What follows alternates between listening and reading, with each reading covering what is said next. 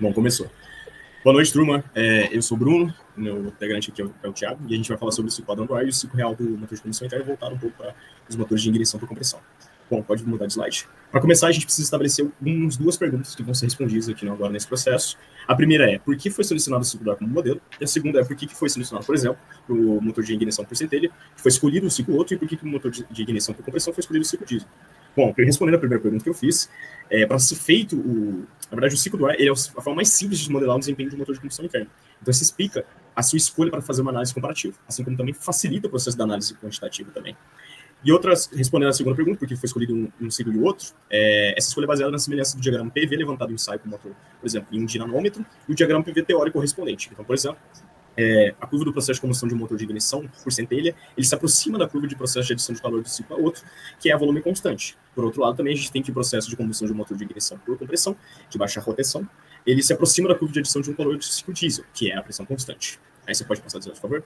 Então, assim, uma vez que são feitas, como vocês podem ver ali do lado esquerdo, é o que foi levantado em ensaio através de um dinamômetro, no lado direito seria a relação do ciclo padrão a ar, utilizado para o ciclo diesel. E assim, uma vez que foi feita essa relação de comparação entre os modelos e os teóricos, é necessário a gente estabelecer explicações sobre como funciona o processo. E para isso, a gente precisa levantar algumas hipóteses. Pode passar de slide, por favor? Bom, as hipóteses elas são as seguintes. Para uma relação do ciclo padrão de ar, a primeira é a seguinte. O fluido ele trabalha num cilindro como um gás perfeito. Então, ou seja, ele funciona a partir das leis do PV-NRT, que seriam as leis dos gases ideais.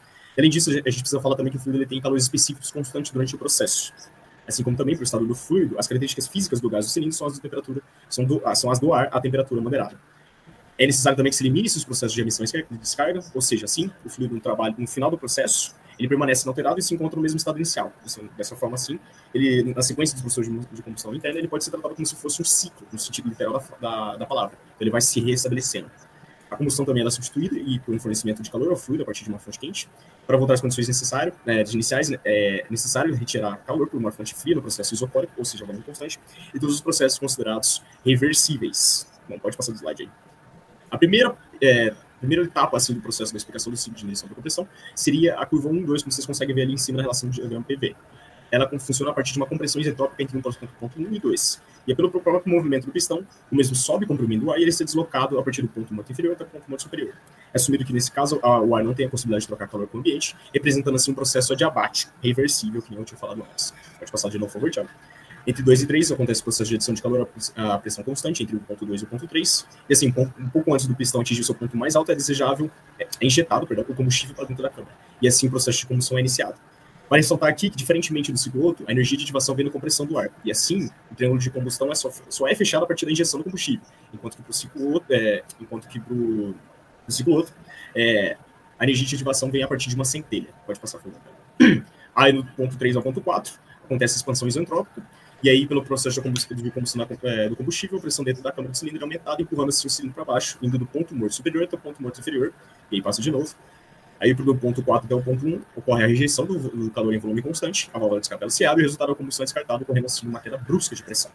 Eu vou exemplificar mais ou menos isso a partir de um slide que a gente encontrou falando sobre a relação de pressão em função do diagrama PV. Você coloca ele comigo, e como vocês podem ver ali do lado do diagrama PV, a gente tem um ponto superior e a gente tem um ponto inferior. Com a válvula de escape aberta, o cilindro ele começa, o ar atmosférico está sendo aspirado para o interior do cilindro em um movimento descendente. Então, a pressão é elevada do ponto superior até o ponto inferior. E aí, passando assim até o ponto 2, vocês conseguem ver o deslocamento até o ponto inferior. Aí, justamente chegando no ponto 2, na verdade, um pouco antes ainda, inclusive, a válvula de admissão já se fecha e assim inicia esse processo de compressão. Você percebe que o cilindro levando um movimento ascendente, você já vai subindo, reduzindo o volume disponível para o ar. Lembrando que nos motores a diesel, somente o ar atmosférico é expirado. Então, posteriormente, a entrada do combustível. O cilindro vai comprimir o ar, uma pressão bastante elevada. E antes do cilindro atingir justamente o ponto morto superior, começa-se então a gestão do combustível. Como o Thiago chegou agora nesse ponto, ele vai um pouquinho mais para o lado aí. Aí, acontece exatamente nesse ponto, um pouquinho antes do ponto morto superior, a injeção do combustível. Bom, aí passando já para o processo 3, pode mudando aí um pouquinho, né? Então, o combustível em si, ele é um óleo diesel que é pulverizado a altíssimas pressões em gotículas bastante pequenas para que a combustão ocorra de uma forma bem distribuída e uniforme, né? E assim não ocorra um retardo muito grande durante o processo da combustão. Então, assim, antes mesmo do pistão atingir o ponto morto superior, o combustível começa a ser injetado, que a gente tinha falado. Existe um atraso entre o início da injeção e o início da combustão, mas logo em seguida já começa o processo de combustão e expansão, que nem está sendo citado nesse processo aí da combustão isobárica. E é interessante destacar aqui, ó, que, pode parar aí um pouquinho, cara, que justamente nesse deslocamento da curva PV ali, ó, vocês conseguem ver que o cilindro começa a descer, mas o combustível começa a se injetar durante um período, ainda que muito curto. E nessa etapa é possível perceber que a pressão permanece constante, ainda que, apesar da pressão apresentar esse movimento descendente, na teoria, o seu volume ia aumentando e a pressão tenderia a cair, mas como o combustível está sendo injetado, e consequentemente está sendo injetada energia, a pressão permanece constante até esse processo de injeção de combustível. E aí, pode ir deslocando um pouco mais, cara, e aí, ao término da expansão, tem esse movimento que irá gerar energia mecânica a partir da transformação da energia termoquímica em energia mecânica, que é justamente o que é relevante para o processo das análises do ciclo termodinâmico. E, por fim, no processo 4, a gente o pistão atinge o ponto morto inferior, a válvula de descarga é aberta, e à medida que o cilindro vai subindo, então ele vai fazendo exaustão dos gases queimados e o novo ciclo se inicia. Você pode voltar para a apresentação agora. E aí, como vocês conseguem ver aqui também pelas imagens, estão ilustrados todos os 4 tempos de um motor de um ciclo diesel. E aí, pelo lado direito aqui, a gente consegue ver toda a angulação do virabrequim a partir dessas realizações que a gente estabeleceu aqui do ciclo diesel. Como vocês conseguem ver, o virabrequim tem uma relação de ângulo de ciclo de trabalho de 720 graus. Pode passar. Então, eu sou o Thiago, vou falar um pouco sobre o ciclo real e as principais diferenças, né, do ciclo real com o ciclo padrão, como já foi explicitado pelo Bruno. A principal diferença, assim, seria na combustão. A combustão, no ciclo real, no ciclo teórico, ela é constante, né? Ela é assumida constante. No entanto, no real, a combustão, ela varia, né? Ela vai variar em função do processo. Outra diferença seria em relação ao excesso de ar e a mistura dos produtos de combustão vão reduzir a temperatura máxima, ou seja, o excesso de ar na câmara de combustão, ela dissipa o calor na combustão e faz com que tenha uma certa dissociação desses produtos de combustão, o que vai afetar também na diferença entre o ciclo teórico com o ciclo real. Outra questão seria em relação à perda na bomba, né? Nos motores a diesel, há uma certa constrição de ar na destruição. Nos motores a diesel, né, com ignição por compressão, não vai ter a válvula borboleta. Essa válvula borboleta é a característica dos motores de ignição comandada, né, dos motores carburados, que tem carburadores, né? Porém, no ciclo diesel, a gente não tem carburadores, né? A injeção do combustível é própria na câmara, na próprio cilindro de combustão. Portanto, a superfície negativa do ciclo real diesel, ela é menor do que a do ciclo Otto, que vai afetar também uma certa diferença do ciclo real com o ciclo diesel.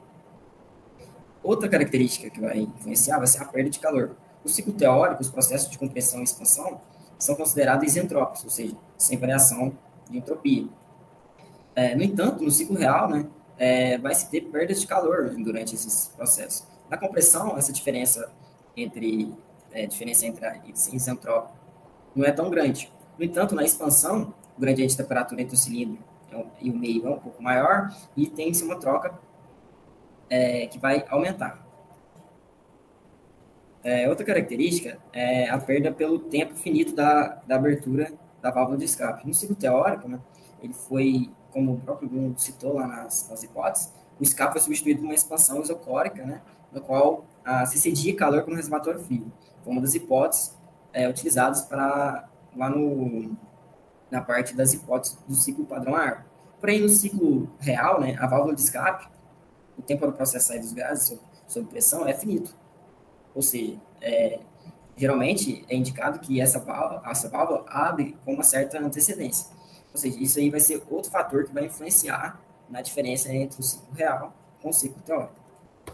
Falando um pouco agora sobre a eficiência, voltando ao ciclo padrão ar, a gente tem que a eficiência é definida pelo resultado que a gente quer sobre o custo para se obter esse resultado.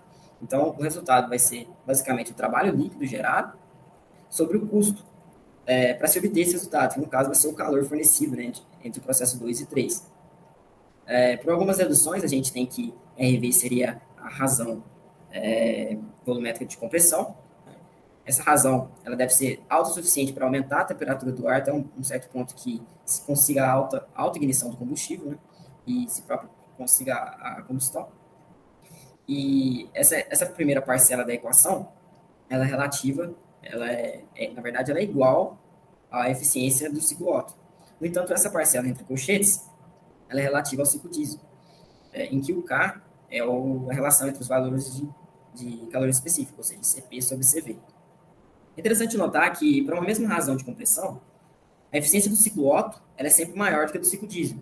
No entanto, a razão de pressão do ciclo diesel ela geralmente é maior do ciclo Otto, o que compensa esse termo entre colchetes, fazendo com que a eficiência térmica do ciclo diesel seja muitas vezes superior do ciclo Otto.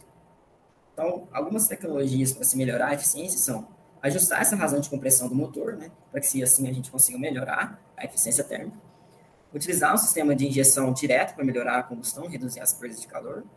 Em relação ao sistema de combustíveis, o sistema de injeção mais avançado, como o sistema de injeção como o Rail, para melhorar a precisão e a eficiência de combustão. Utilizar combustível de alta qualidade, né, também, ou seja, aqueles combustíveis que tenham um menor teor de enxofre. Além disso, o controle eletrônico do motor, né? Implementar sistemas de controle mais avançados e assim otimizar a combustão, a injeção de combustível e a própria resposta do motor. Um outro sistema que melhora e muito a eficiência dos motores a diesel é o turbocompressor. O seu princípio de funcionamento ele fica ligado ao coletor de escape do motor de combustão interna, no caso, o diesel, né? O motor a diesel, e ele aproveita a energia dos gases de escape, que é gerado no motor, para girar uma turbina, que é conectada a um eixo comum do motor, que tem a função de bombear ar para os cilindros.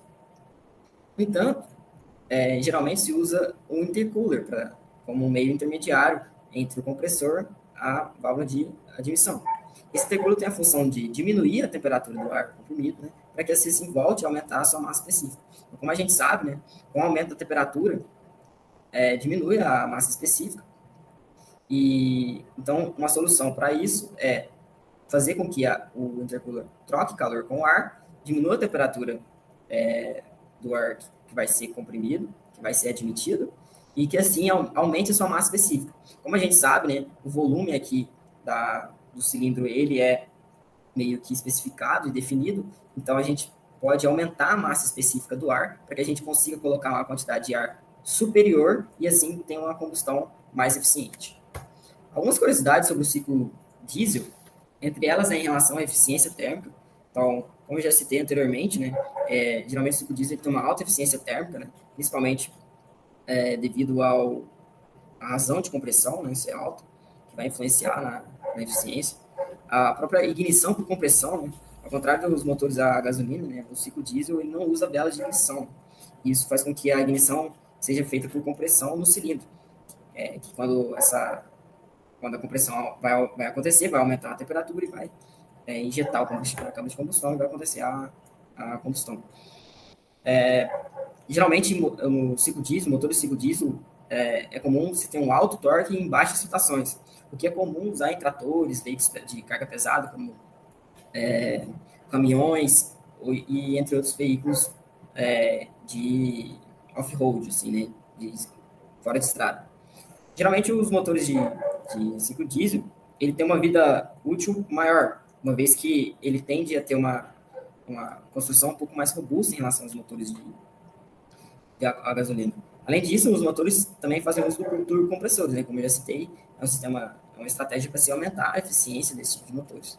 Além disso, ultimamente tem pesquisado a adaptação do próprio diesel para biocombustíveis, né? No caso, o biodiesel, que são derivados de fontes renováveis, e assim se consegue reduzir a dependência de combustíveis fósseis.